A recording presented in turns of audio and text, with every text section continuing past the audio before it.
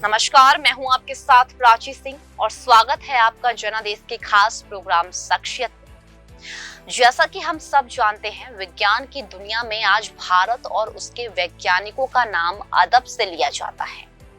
लेकिन सदी में एक ऐसा भी वैज्ञानिक हुआ जिसके आविष्कार ने दुनिया में तहलका मचा दिया, लेकिन आज उनकी चर्चा बहुत ही कम होती है। 19वीं सदी में अपने करिश्माई आविष्कारों से दुनिया को चकित करने वाले इस शख्स का नाम था शंकर आबाजी भीसे। उन्हें भारत का एडिशन भी कहा जाता है। जब भारत में विज्ञान के क्षेत्र में आविष्कार की कोई चर्चा तक नहीं थी, तब भीसे ने खुद के प्रयासों से देश का नाम रोशन किया था। और आज हम हमारे शख्सियत के प्रोग्राम में यही महान वैज्ञानिक की चर्चा करेंगे।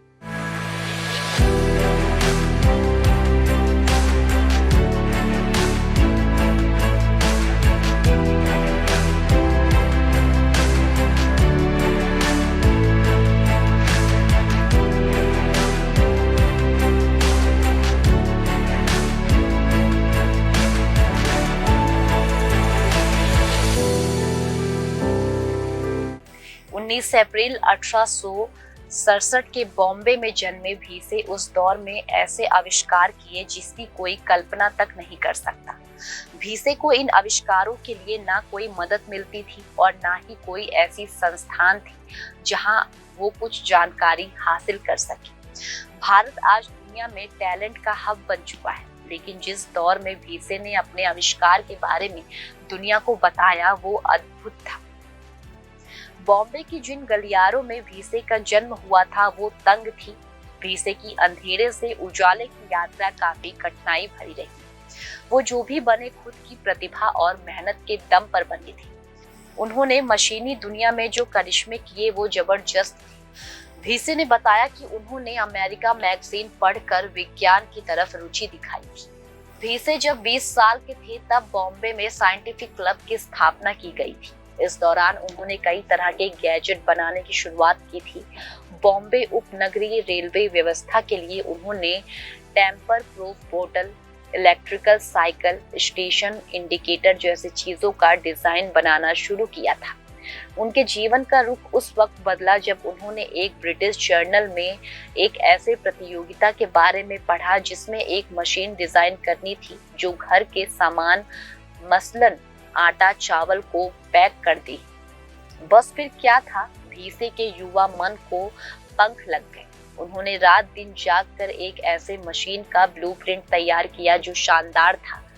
उन्होंने इस प्रतियोगिता में सभी ब्रिटिश प्रतियोगिता को मात देते हुए जीत हासिल की। उनके मशीन की डिजाइन को सबसे ज्यादा पसंद किया गया था। तब तक भीसे का नाम धीरे धीरे मशहूर होने लगा था। बॉम्बे प्रशासन ने भी भीसे की इच्छा के अनुसार उन्हें लंदन भेजने को तैयार हो गए। तब भीसे अपने बॉम्बे के दोस्तों से कहा करते थे कि वह तब तक देश नहीं लौटेंगे जब तक वह सफल ना हो जाए या फिर उनके पैसे ना खत्म हो जाए। यहीं से उनके करियर का सुनहरा दौर शुरू होता है। भीसे ने इंग्लैंड पहुंचते ही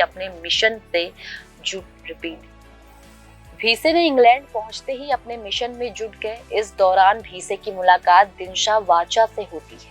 वह भारतीय राष्ट्रीय कांग्रेस की सदस्यता थे।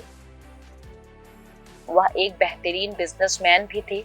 वो एक बेहतर टैलेंट के पारिक भी थे।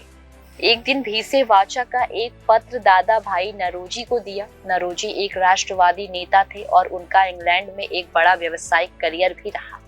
नरोजी भीसे की आविष्कारों की पेटेंट लिस्ट में काफी प्रभावित हुए और उनके लिए बिजनेस सिंडिकेट बनाने पर सहमत हुए। भीसे ने इसके बाद आविष्कारों की झड़ी लगा दी। उन्होंने एक ऐसे इलेक्ट्रॉनिक साइन बोर्ड का डिजाइन किया जिसे लंदन के क्रिस्टल पैलेस में दिखाया गया। भीसे का सबसे मशहूर खोज टाइप सी कास्टिंग और कंपोजिंग मशीन थी। इस खोज ने दुनिया में क्रांति ला दी थी। भीसे की इस मशीन से 1200 विभिन्न अक्षरों में छपाई हो सकती थी। इस खोज ने भीसे को पूरी दुनिया में मशहूर कर दिया था। भीसे की इस खोज ने उस समय मौजूद सभी छपाई मशीन से बेहतर काम किया था।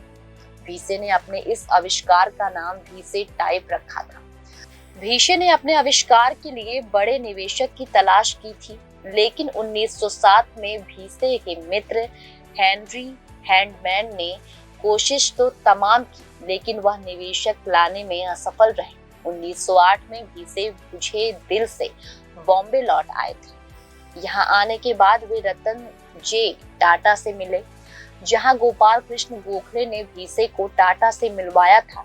टाटा ग्रुप ने भीसे के आविष्कारों को बनाने के लिए एक साझेदारी की। हालांकि कुछ साल बाद ये साझेदारी टूट गई, लेकिन इसके बाद भीसे एक नई दुनिया की तरफ चल पड़े। वो देश था अमेरिका। वहां भीसे ने एक स्पिरिट टाइपराइटर बनाया था। हालांकि भीसे को जो सामान मिलना चाहिए था वो उन्हें नहीं मिल पाया। 7 अप्रैल 1935 की 68 साल की उम्र में न्यूयॉर्क में भीसे का निधन हो गया।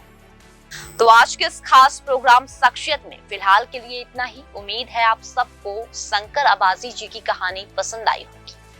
कल फिर मिलेंगे एक और नई शख्सियत के साथ इसी प्रोग्राम में। तब तक के लिए मुझे इजाजत दीजिए और देखते रहिए जनादेश। नमस्कार।